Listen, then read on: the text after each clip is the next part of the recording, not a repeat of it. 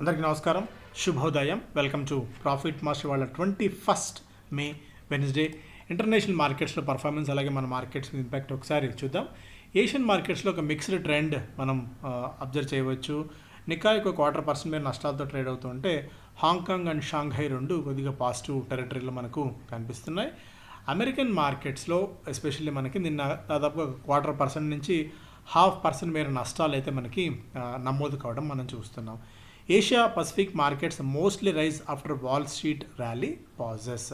Japan exports growth slows for a second straight month as US tariffs bite. అటు Japan, European markets, Chinese markets ఏవి తీసుకున్నా సరే కొద్దిగా ఈ టారిఫ్స్ ఇంపాక్ట్ అనేది వాళ్ళ ఎకానమీ మీద చాలా గట్టిగా పడుతుందని చెప్పి ఈ డేటా పాయింట్స్ అన్ని బట్టి చూస్తే మనకు అర్థమవుతుంది. అండ్ మోర్గాన్ స్టాన్లీ నిన్న మొన్నటి రిపోర్ట్ తర్వాత గోల్డ్లో మళ్ళీ కొద్దిగా బయింగ్ సపోర్ట్ కనిపిస్తుంది. మెల్లిగా $3,300 దగ్గర గోల్డ్ హోవర్ అవ్వడం చూస్తున్నాము. లోయర్ లెవెల్స్ నుంచి కొద్దిగా మళ్ళీ ప్రాఫిట్ బుకింగ్ తర్వాత మళ్ళీ గోల్డ్లో బయింగ్ అయితే వస్తుంది. అటు బ్రెంట్ కూడా దాదాపు $67 దగ్గర యాజ్ ఆఫ్ నౌ ట్రేడ్ కావడం మనం చూస్తున్నాము.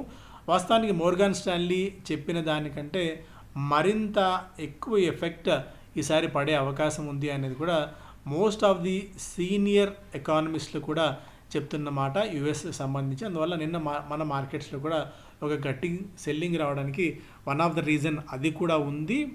ఎందుకంటే యుఎస్ ఎకానమీ ఎస్పెషల్లీ ఐటీకి సంబంధించి ఐటీ స్టాక్స్లో వీక్నెస్ అయితే మనం గట్టిగా చూసాం. ఎందుకంటే యుఎస్ ఎకానమీ కనుక అనుకున్నంత స్థాయిలో పర్ఫార్మెన్స్ కనబరచకపోతే పరోక్షమైన ఎఫెక్ట్ ఐటీ కంపెనీస్ మీద ఉంటుంది. వన్స్ ఐటీ స్టాక్స్ ఎఫెక్ట్ అవుతే చాలా సెక్టార్స్ క్యాస్కేడింగ్ ఎఫెక్ట్ అవుతాయి. కాబట్టి కొద్దిగా నిన్న మన మార్కెట్స్ కూడా ప్రాఫిట్ బుకింగ్ రావడానికి అది కూడా ఒక కారణం. దీనికి కూడా మార్కెట్స్ లోయర్ లెవెల్స్ నుంచి బాగా పెరిగి ఉండడం కూడా one of the reason. And దీనితో ఫారిన్ పోర్ట్ఫోలియో ఇన్వెస్టర్స్ కానీ డొమెస్టిక్ ఇన్స్టిట్యూషన్ ఇన్వెస్టర్స్ కానీ కొద్దిగా ప్రాఫిట్ బుకింగ్ కూడా చేస్తున్నారు. అది కూడా మార్కెట్స్ నిన్న క్రాక్ అవ్వడానికి ఒక రీజన్గా మనం చెప్పుకోవచ్చు. మిగిలిన అంశాలు ఒకసారి చూస్తే domestic institution investors and FI data పరంగా మనకి ఫారిన్ పోర్ట్ఫోలియో ఇన్వెస్టర్స్ నెట్ సెల్లర్స్గా ఉన్నారు. దాదాపు 10,000 crores వర్త్ ఆఫ్ స్టాక్స్ని వాళ్ళు ఆఫ్లోడ్ చేయడం అయితే మనం చూసాము. ఇవాళ ఇండస్ఇండ్ బ్యాంక్, ఓఎన్జీసీ రిజల్ట్స్ ఉన్నాయి. ఇండస్ఇండ్ బ్యాంక్లో మేబీ Q4లో ఒక గట్టి ఎఫెక్ట్ పడే అవకాశం అయితే ఉంది అనుకున్నంత స్థాయి. ఎందుకంటే చాలా బొక్కలు కనిపించాయి మనకి. వాళ్ళ అకౌంటింగ్ ప్రొసీజర్స్లో ల్యాప్సెస్ చాలా క్లియర్ కట్గా మనం ఐడెంటిఫై చేశాము. మోస్ట్ ఆఫ్ ది ఆడిట్స్ అన్నీ కూడా అదే నెగిటివిటీ చూపిస్తున్నాయి ఇండస్ఇండ్ బ్యాంక్కి సంబంధించి. మేబీ రిజల్ట్స్ అంత గొప్పగా రాకపోవచ్చేమో. ఒకవేళ రిజల్ట్స్ గొప్పగా దాన్ని చూపించే ప్రయత్నం చేసినప్పటికీ కూడా మేబీ మార్కెట్స్ అంతా హర్షించకపోవచ్చు. దీంతో ఓఎన్జీసీ రిజల్ట్స్ కూడా ఉన్నాయి. వీటితో పాటు IndiGo, HG infra, RVNL, Trident, విఏటెక్, వ్యాబాగ్ లాంటి కంపెనీస్ కూడా ఇవాళ రిజల్ట్స్ అనౌన్స్ చేయబోతున్న కంపెనీల జాబితాలో ఉన్నాయి.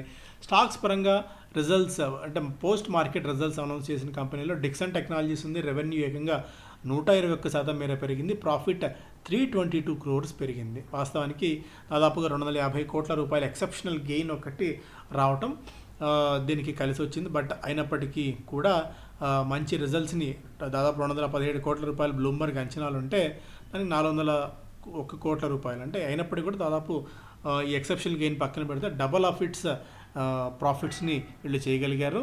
టోరెంట్ రెవెన్యూ దాదాపు 8% మేర పెరగగా ప్రాఫిట్ 11% మేర పెరిగింది. ఎక్సెప్షనల్ లాస్ ఒకటి 24 కోట్ల రూపాయలు ఉన్నప్పటికీ కూడా నెట్ ప్రాఫిట్లో దాదాపు 11% దాకా జంప్ చూపించగలిగింది. యునైటెడ్ స్పిరిట్స్ రెవెన్యూ 2.5% పెరగగా ప్రాఫిట్స్ దాదాపుగా 18% మేర పెరిగాయి. మార్జిన్స్ 13.6 నుంచి 17.1% పెరిగాయి. అదొక పాజిటివ్ అంశం. గోదావరి పవర్ రెవెన్యూ 4% మేర క్షీణించింది. ప్రాఫిట్స్ కేవలం 1.5% మేర మాత్రమే జంప్ రావడం చూసాం. గ్లాండ్ మార్క్ రెవెన్యూ 7.5% మేర క్షీణించగా ప్రాఫిట్ ఒక 3% మేర తగ్గింది. జేకే టైర్స్ రెవెన్యూ ఫ్లాట్గా ఉంది.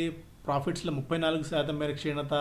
ఆస్టర్ డిఎం రెవెన్యూ 3% మేర పెరిగింది. ప్రాఫిట్స్ 80 కోట్ల రూపాయలుగా ఉన్నాయి దాదాపుగా. లాస్ట్ ఇయర్ ఇదే క్వార్టర్లో 24 crores ఆఫ్ లాస్ని కంపెనీ ప్రకటించింది. ఇలా చాలా స్టాక్స్ అయితే ఉన్నాయి పోస్ట్ మార్కెట్ రిజల్ట్స్ అనౌన్స్ చేసింది.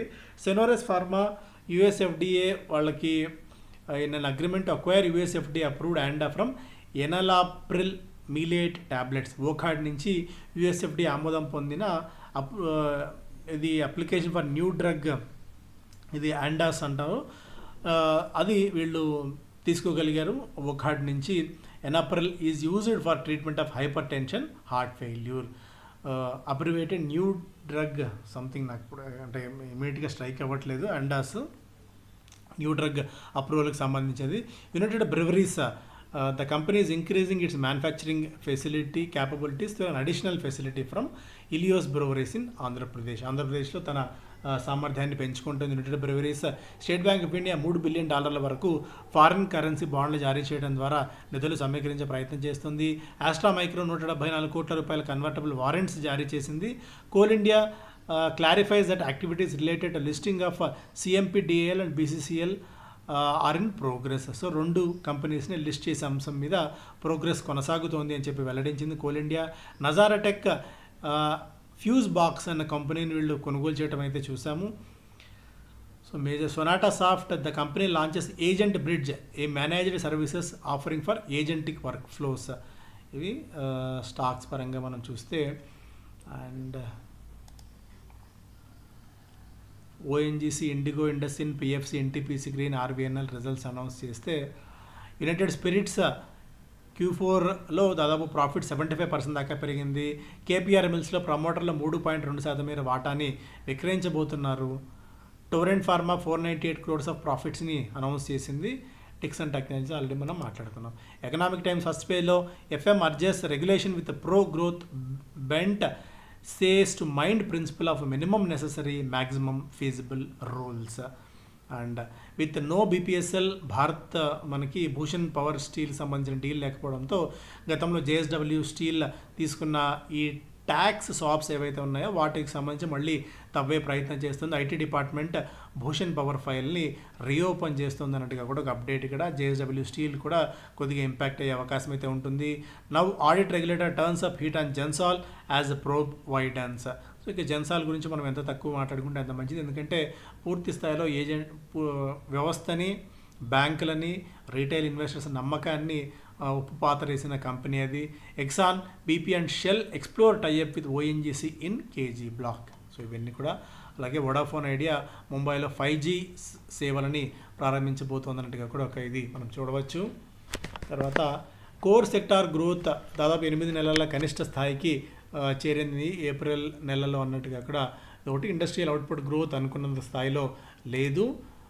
మాన్సూన్ 16 సంవత్సరాల రికార్డ్ని బ్రేక్ చేస్తూ మే 25వ తారీఖునే కేరళలో ప్రవేశించబోతుంది. అహెడ్స్ ఆఫ్ ఇట్ షెడ్యూల్ 16 సంవత్సరాల తర్వాత మళ్ళీ ఇది జరుగుతోంది. కోస్టల్ ఏరియాలో రాబోయే 3-4 రోజుల్లో వర్షాలు పడబోతున్నాయి. ఇవి పక్కన పెడితే ఇప్పటికే బెంగళూరు లాంటి ప్రాంతాల్లో, బెంగళూరు, ముంబైలో నిన్న కూడా భారీ వర్షాలు.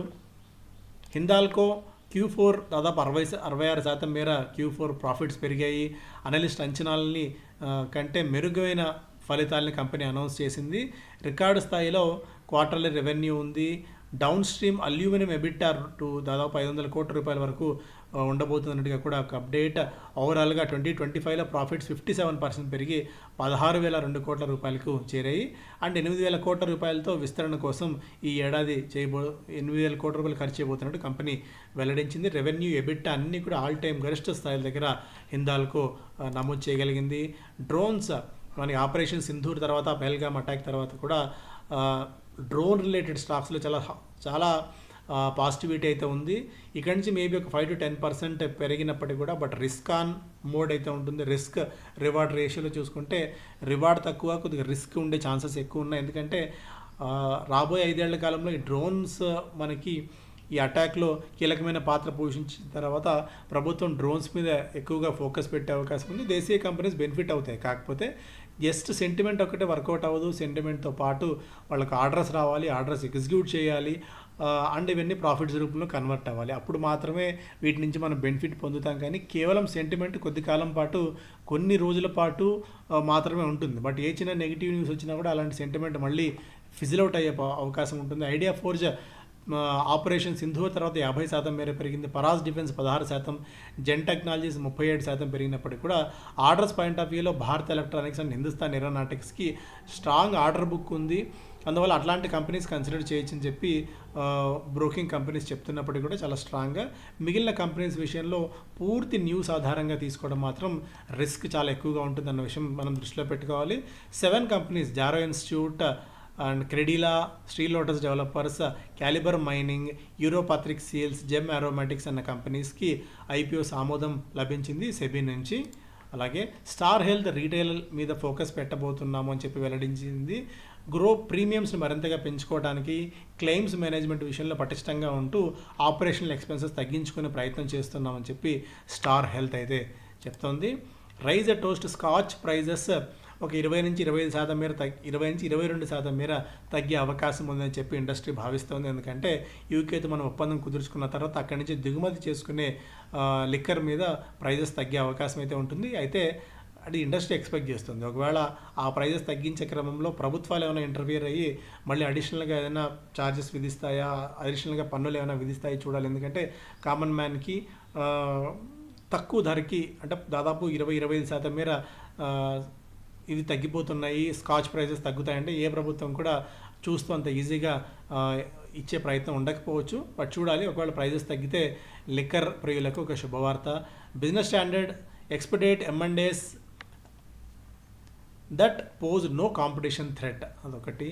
ఇంకోటి ఆశ్చర్యకరమైన విషయం ఏంటంటే ఎంట్రీ లెవెల్ కార్స్ తగ్గిపోతున్నాయి పర్చేసింగ్. మనకి మారుతి చీఫ్ కూడా అదే చెప్తూనే వస్తున్నారు. 2 వీలర్ సేల్స్ నుంచి 4 వీలర్ బేసిక్ లెవెల్కి అప్గ్రేడ్ అయ్యి ఆ గ్యాప్ పెరుగుతోంది. 2 వీలర్ సేల్స్ అనుకున్నంత స్థాయిలో రావట్లేదు. But entry level car sales తగ్గుతూ ఎస్యూవీ కార్స్ సేల్స్ పెరుగుతోంది. ఈ గ్యాప్ అనేది ఇలాగే పెరిగితే ఓవరాల్గా ప్యాసింజర్ వెహికల్ సేల్స్ ఇంపాక్ట్ మనం చాలా ఎక్కువగా పడే ప్రమాదం ఉంటుంది అని చెప్పి ఇండస్ట్రీ అయితే భావిస్తోంది.